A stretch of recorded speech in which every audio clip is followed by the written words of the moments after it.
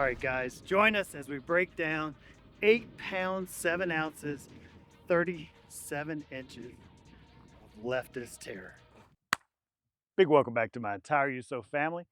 Wherever the world you may be, Boy Blue here, coming to you live once again from behind enemy lines. And ladies and gentlemen, we're about to get into a thorough breakdown of something we initially reviewed, just going over the basics of this build. And it is the Fightlite SCR. Really stoked to get into this. All right, with that, let's jump into it.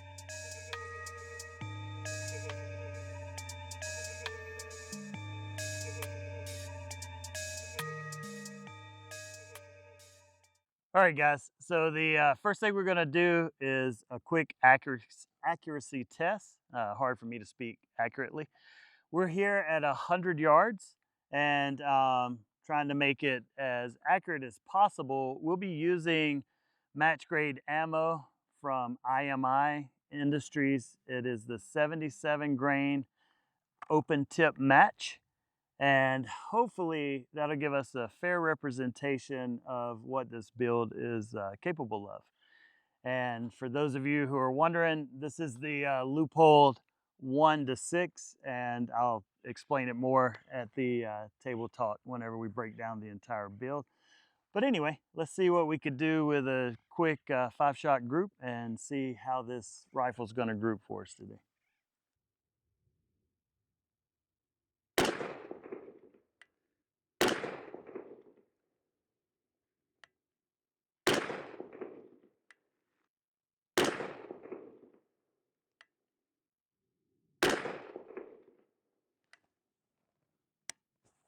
All right, there's our 5-shot group. Let's go down and check it out. All right, guys, so we got our 5-shot group up here. Barring that one flyer, which made our group closer to 3.5 MOA. If we took away the one flyer, which is clearly my fault, then we're at about 1.25 inches for this shot group. Relatively pleased with that, and we'll get down here and do a little run and gun and see how she performs there. All right, guys, so the first thing we're going to do is just run a couple of build drills just to give us some idea of the capabilities of this, build, trigger, everything working together. LPVO is going to be a little bit slower than the big red dot, but I just wanted to try this one out, just see how it goes. I'm sure you can see we do have a little offset red dot as well, but we're going to run this one with the loophole on 1 power and just see how this stacks up to future episodes where we review other weapon systems.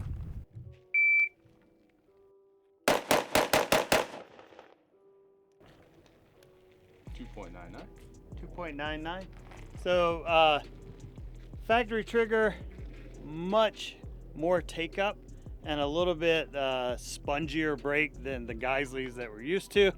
However, not terrible. Let's see if we can tighten it up, get a little bit faster. There you go. 2.32.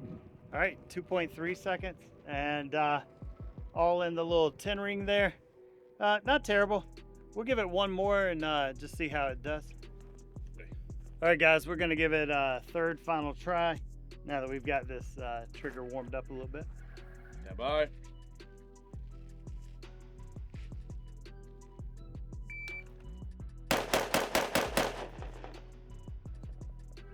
.29. All right, so slowly bringing it down, probably with a fair amount of work, we'd get it under that 2. Nowhere near what we're running with our standard M4s, but yeah, new rifle, new feel, and that's why we train. All right, guys, so for the most part, it stayed pretty much center line. Had 1 come low and 1 break the line, 2 break the line over here. And overall, not bad. For the distance, should be a lot tighter shot group. But yeah, just have to get used to it. And not complaining, really happy with the rifle. So far, so good. No malfunctions, no issues other than just getting used to that different trigger pull. So now we got G up. He's the one that young whippersnapper snapping at my heels to keep me on my P's and Q's. So real fast shooter. We're gonna see how he fares. Normally he shoots bad guns really well, so we'll see how this goes. You ready? Ready. Here we go.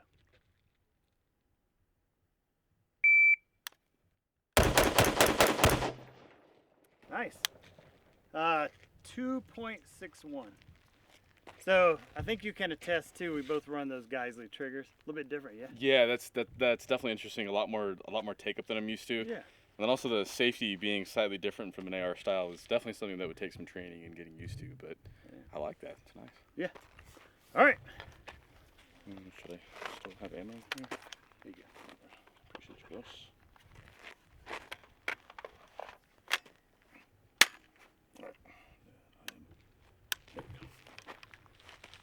So in case you're wondering, just to stay within the realms of the legalities of behind enemy lines, the mags are 10-round magazines. That's why we're swapping out in between each drill. All right, shooter ready. Ready. Here we go.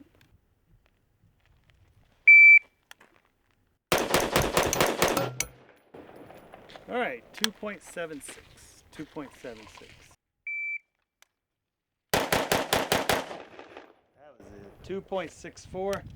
All right, so you had 2.6, 2.7, 2.6. Consistent. Which I believe makes me the winner today. So. Right. All right.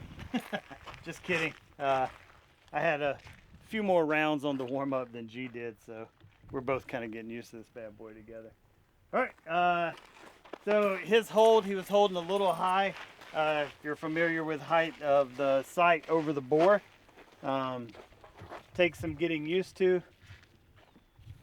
Not a bad group at all, though, I don't believe. Trying to get like you, boss. Trying to get like you. You're getting like me, just getting old. All right, guys, so for the next course of fire, we're gonna run the admin drill. Admin, if you've been a friend of the channel for a while, was one of our teammates that regrettably we lost recently.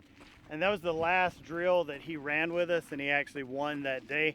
So we just thought it kind of fitting. The way we run this drill is we start off from distance and we make 36-yard shots, 2 center mass on 2 targets.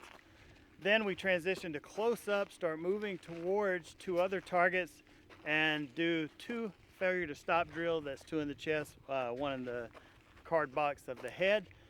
Then we run down to the little wagon down there, and we do kind of a modified El Presidente, and that's 2, 2, and 2 in the chest of all the targets downrange.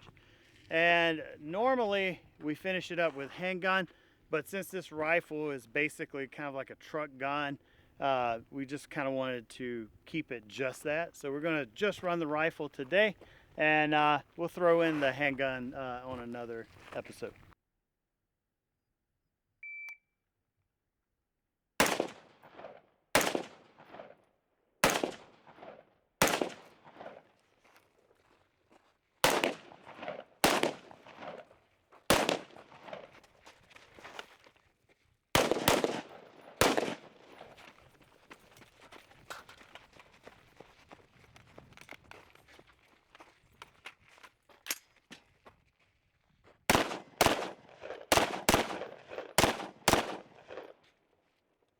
Safe. 30:27. All right, 30 seconds. You said 30 seconds. 30.27. Let's see what the score was. All alphas. Alpha. Alpha Charlie. All right, so Alpha Alpha, Alpha Charlie. Alpha Alpha, we marked everything out earlier. Alpha Alpha, Alpha Alpha.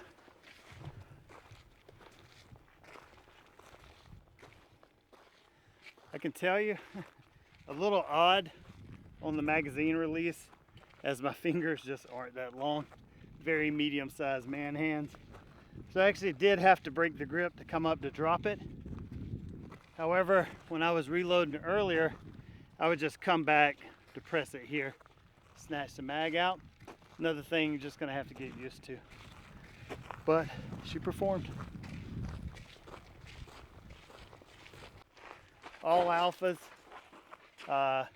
One miss here, I just overshot it. I was trying to do height over bore while I was moving.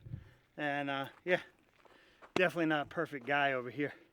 All right, so we'll let G get a run on it, see how he fares, and then we'll meet back at the table and shake this bad boy down.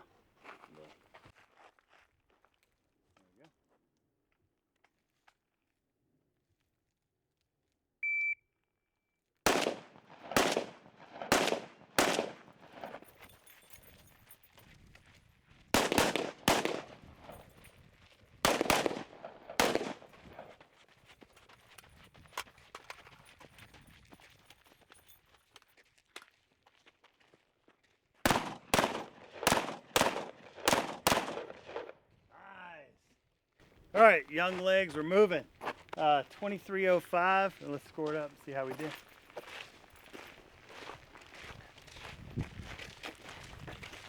Alpha, alpha, alpha, alpha.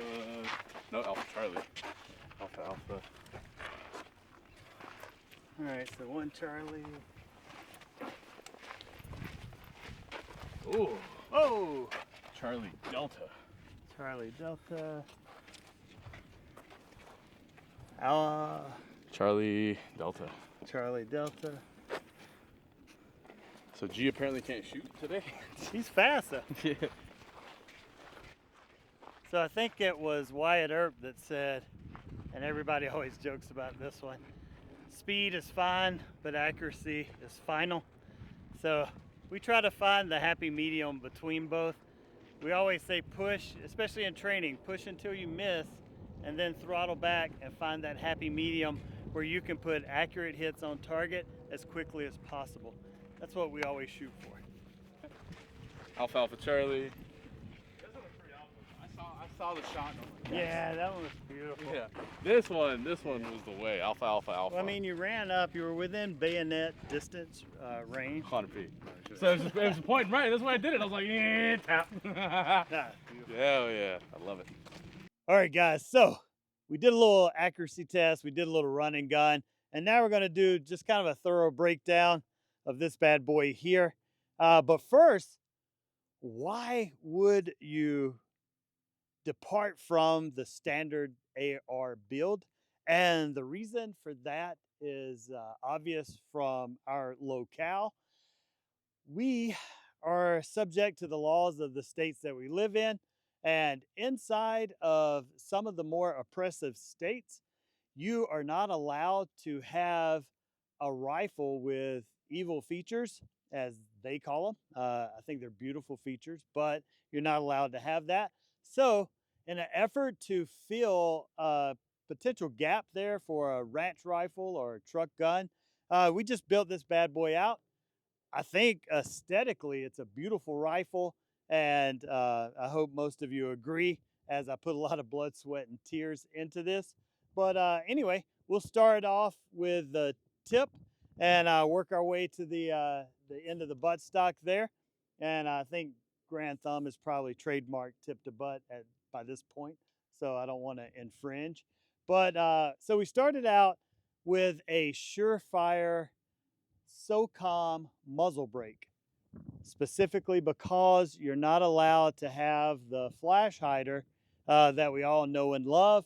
And I'm fond of this brake because if I ever relocate to a different area, then this would be a good host gun for a suppressor should we be able to acquire that.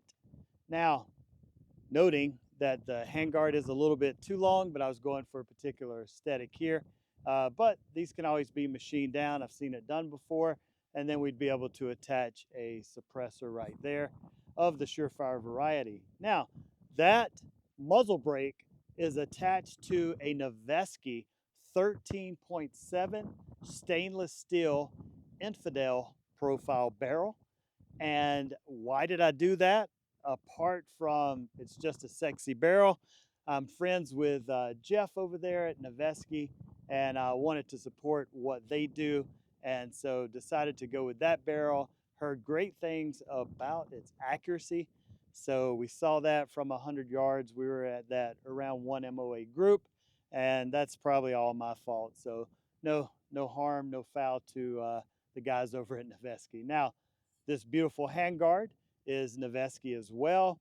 I felt like the barrel nut handguard aesthetic just went well with this bill, so decided to stick with it. Now, as we're moving back, just so I don't get too lost, all this is attached to an Aero Precision upper. You might notice this one doesn't have a forward assist.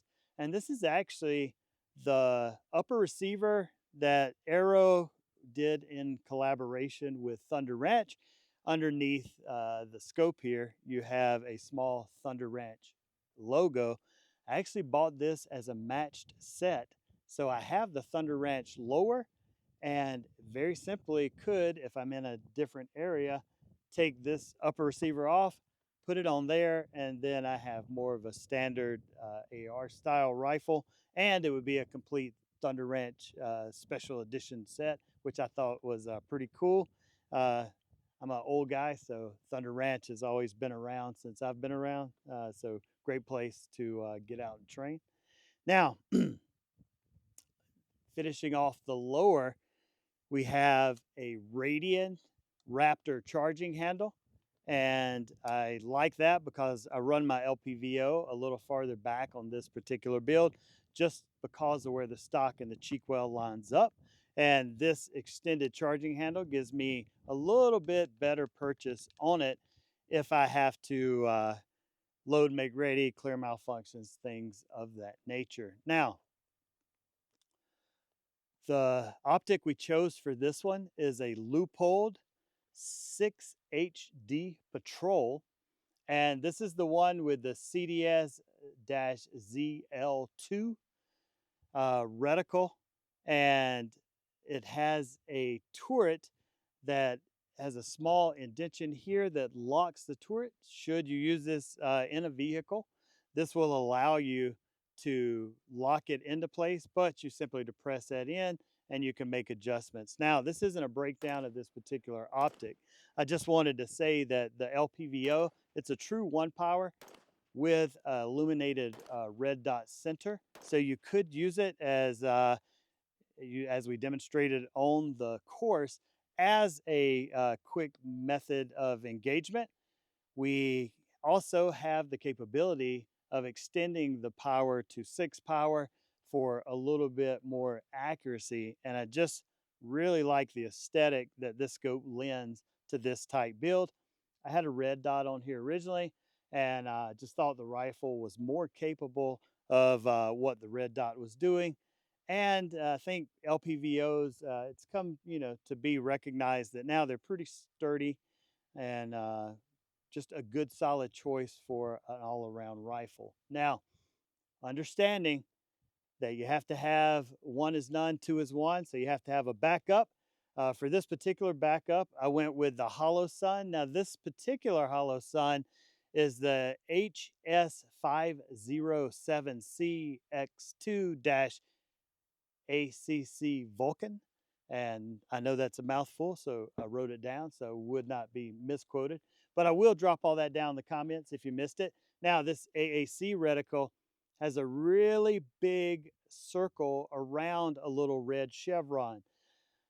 The circle disappears once you have the chevron centered in the center of the red dot optic. However, your eye naturally will align it for you. And knowing that this is a different stock than what we normally shoot from and having to flip the gun to the side, that AAC Vulcan reticle will help you zero up that chevron center a little more rapidly. And if you've ever been under duress in those type situations, I'll take every little bit of help I can get to turn the tide of that incident into the favor of me winning. That's a weird way of putting it. Maybe Chat GPT can teach me how to talk a little more directly. All right, now that Hollow Sun is placed on a JP Enterprises 45-degree offset. And I understand I do have it on the handguard. However, with the mount height of medium rings, and these are Vortex Pro series rings, medium height, with that being mounted here then that precludes me from having this optic placed back onto the upper receiver.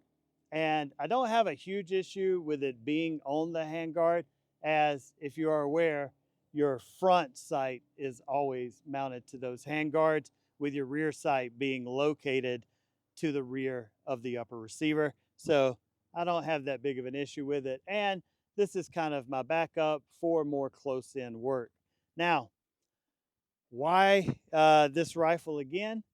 Well, the SCR lower receiver allows you to do something that in most states you cannot do. Since we don't have a vertical pistol grip and we don't have a flash hider on this or an adjustable stock, now we're allowed to have a rifle where your magazine can just jump free. Now, takes a little bit of getting used to. I think you saw everybody running and gunning. The safety's a little bit different, so actuating that takes some practice where we're used to that little thumb switch. Now, if you've run 870 shotguns from back in the day, which I was fortunate enough to do, then you realize that this stock is very similar in shape and the safety is located in the exact same spot. The magazine release, however, has been located much farther forward and does require you to break the grip or reach back and depress it with your offhand that's on the foregrip. No real way around it unless you have incredibly long index fingers. Now, what we did during our run and gun, you might have noticed we were using still 10 round mags to stay within California's rules and regulations. However, these allow you to get more grip onto the magazine, especially if you're drawing it out or if you had to clear a double feed or something of that nature. This doesn't give you a lot to hold on to. However, the 10 rounders are aesthetically pleasing and give you a relatively slim package if you want to get incredibly low to the ground or to keep it from snagging on anything if you're drawing it out of a case or something like that in a fast manner. Now, we commented several times on the trigger. The trigger was a little bit mushy and a little bit of over travel. However, from my research, this trigger is second generation, so it's even better than the first generation they had. And it's not a bad trigger. It's just falls short of Geisley status, which we've all become used to and we're all kind of spoiled from. Now, the salt pepper stock hasn't been available for a while. I get asked about that a lot. I think that's very beautiful. And with my former law enforcement experience, I feel like, and I think it's been, studied that if you used an AR style rifle, I'm not telling you what to do or what not to do. I'm simply just stating some facts. So by all means, don't kill the messenger.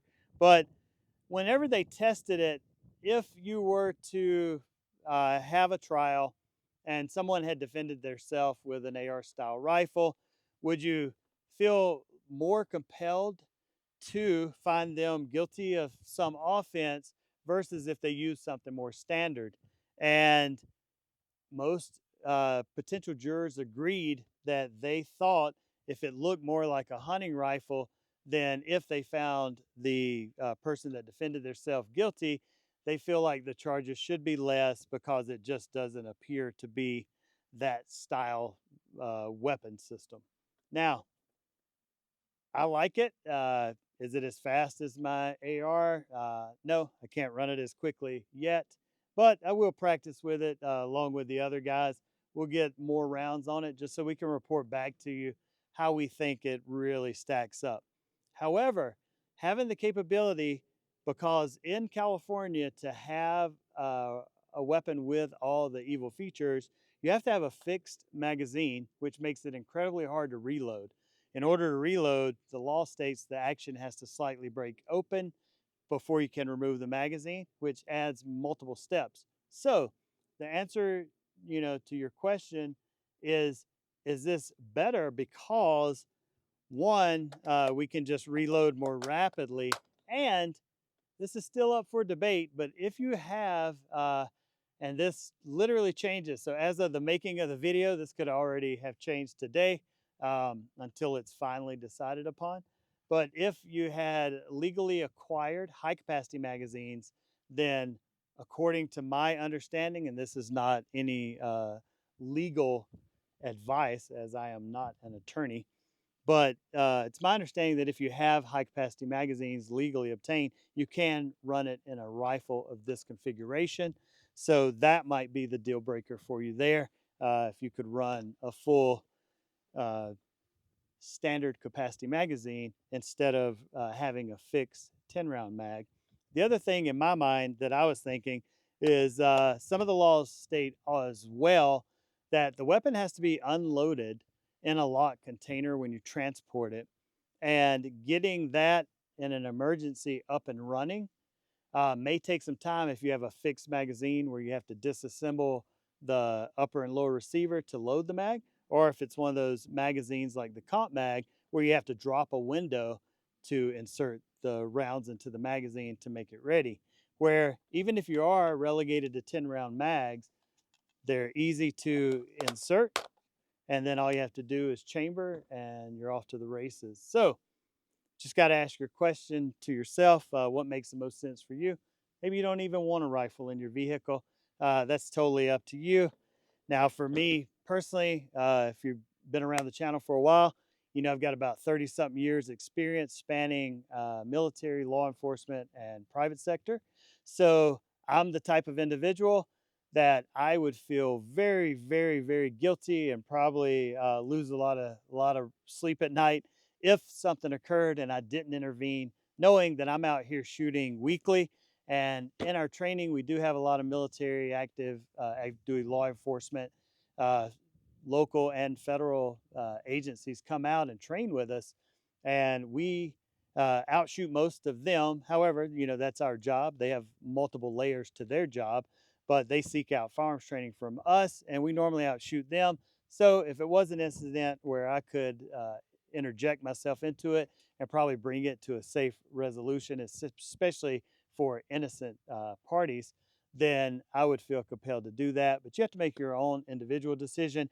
However, I choose to keep stuff with me so that I could in case that happened. Now, that just doesn't mean just shooting and looting and all that trash. Also, augment every piece of equipment with some additional. And this is just a little rig I fixed up. You can literally just fold it up and keep it in the same compartment or close to it. It offers you the capability of carrying 2 mags, remaining slimline, or you can even double stack it with a total of 4 magazines. Comes with your training and intervention. Like we said, I always carry a med kit with me. So I've got shears, chest seals, gauze, gloves, tourniquet right here. A little multi-tool in this one, radio, because why not? You never know, you know, when you might need to get in touch with your boys. And on this one, just an extended magazine for my handgun. I went with the extended because this doesn't have the capability of carrying 2 reloads, so just put them all in one magazine. Just made sense.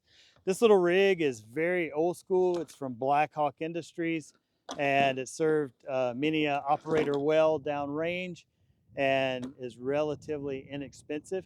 So if you're looking for a good start, my recommendation is something like that, a good easy chest rig, and potentially a really nice rifle like we have here from SCR Fightlite. That covers the rifle. Before we get out of here, I just want to welcome a lot of new subscribers. We recently almost doubled the amount of subscribers we have on our channel. So a huge welcome to all of you. Hope you're still enjoying the content. If you are, make sure you jump over to usoverwatch.com. You can purchase some of our merchandise over there, which is the best way to support the channel. If you're close by, you could jump into a class. We'd love to meet you, have you come out and train with us. We have multiple options up, and You can jump on the email list to be notified when new classes become available. If you're relegated to just what you want to do on this platform, then jump up there, hit the subscribe button, follow along with us, become part of our growing community. Like the video if you did enjoy it, and hit that notification bell so you don't miss anything. And if you haven't heard from us for a while, I had a few people reach out and say that they were inadvertently unsubscribed, I'm sure as simple oversight. Now, we never get out of here without offering a few things. The first one we're going to offer is look down in the description. We're going to put codes that our community can use to save money on a lot of this gear. If you're watching the gun tube, then you probably purchase a lot of the gear. So we'll notate all the codes down there. Some of them we get a small percentage from. However, we don't support any companies that we don't like or don't have a good relationship with. And some of the stuff is just a code just for you to save 10, 15, 20% off of your purchases. So why not just help yourself? The final thing is our little golden nugget of wisdom before we tear out of here. And that golden nugget of wisdom is something I learned a long time ago. And that is 90% of your suffrage is psychological. Now, sometimes it's hard to convince yourself of that. But whenever I feel like I'm dreading something or playing this movie in my head where this could go wrong or that could be bad, I just have to remind myself of those simple words. 90% of this suffering is all psychological. And there was some old song back in the day, and I just remember he said in the song, the things that are going to take you by surprise is something randomly that's going to hit you on a Tuesday afternoon at 4 p.m. So don't sweat the small stuff. Take care of everything that's within your power. And with that, we're going to get out of here. This is Blue on behalf of the USO crew, and we are out.